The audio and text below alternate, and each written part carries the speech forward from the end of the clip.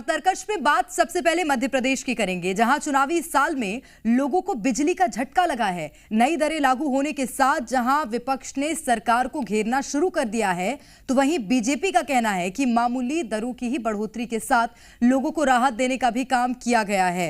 वहीं बात कांग्रेस के नए प्लान की करेंगे। पीसीसी चीफ कमलनाथ के निर्देश के बाद अब अध्यक्ष और प्रभारी रूठों को मनाएंगे। बताएंगे खबर विस्तार से। तरकश में बात छत्तीसगढ़ की भी होगी, जहां राज्यपाल के बयान के बाद एक बार फिर आरक्षण का मुद्दा गर्मा गया है। राज्यपाल के बयान के बाद कांग्रेस आर पार की लड़ाई लड़ने के मूड में नजर आ रही है। वहीं आपको कूनो नेशनल पार्क से आई तस्वीर भी दिखाएंगे, जहां नन्हे मेहमानों के आने से हर किसी के चेहरे खिल गए हैं। साथ ही कूनो के कुनबे में फिर इजाफा हुआ है। और शुरुआत करते हैं, चुनावी साल में मध्य प्रदेश के लोगों को महंगाई का एक और झटका लगा है। प्रदेश में एक बार फिर से बिजली के दाम बढ़ा दिए गए। मध्य प्रदेश विद्युत नियामक आयोग ने नया टैरिफ जारी किया, जिसके मुताबिक घरेलू बिजली दर में 6 पैसे प्रति यूनिट की बढ़ोतरी की गई है। अब इस पर विपक्ष ने सरकार को घेरना शुरू कर दिया है।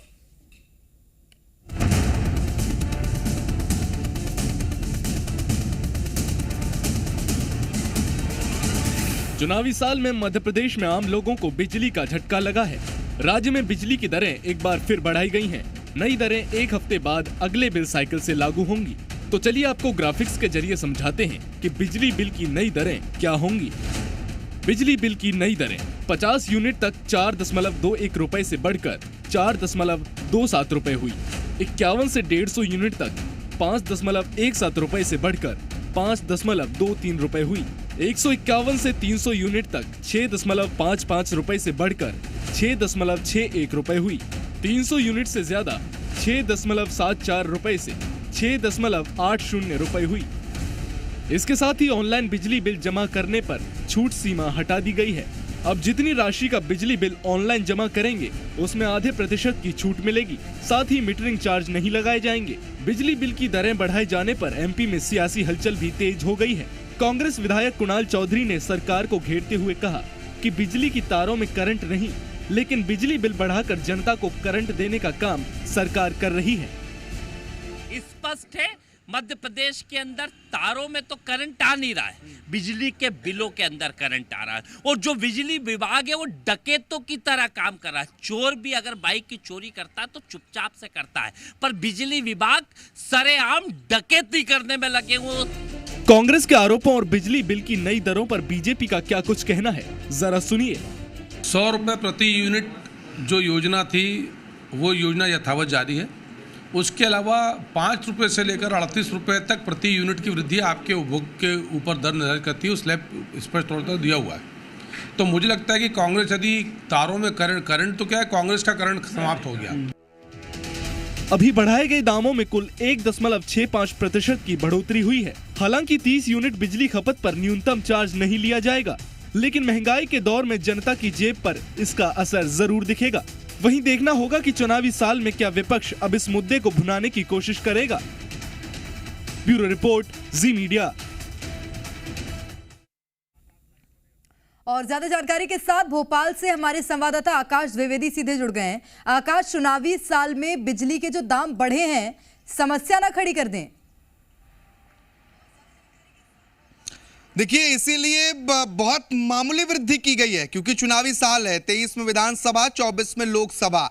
6 पैसे प्रति यूनिट बिजली की दरों में वृद्धि की गई है। कुल 1.6% तक की वृद्धि बिजली की नई दरों में हुई है। और ये जो नया टैरिफ प्लान है वो 3 अप्रैल से मध्य प्रदेश में लागू हो जाएगा। विद्युत नियामक आयोग ने ये दरें निर्धारित की हैं।